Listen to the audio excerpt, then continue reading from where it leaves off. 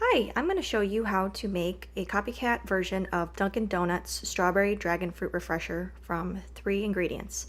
The first is just regular green tea. I already brewed mine to save some time.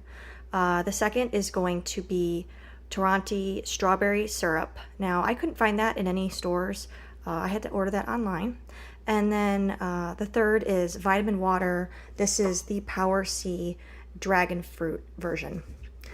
So first is going to be about 1.5 cups.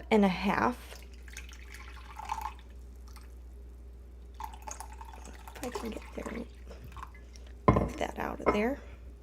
It's about 1.5 cups of green tea.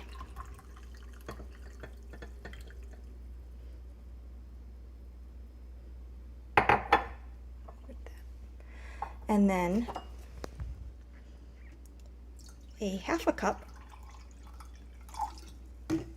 of the vitamin water,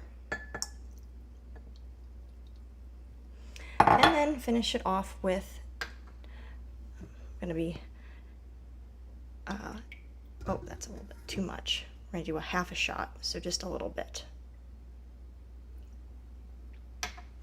Okay, and then add some ice.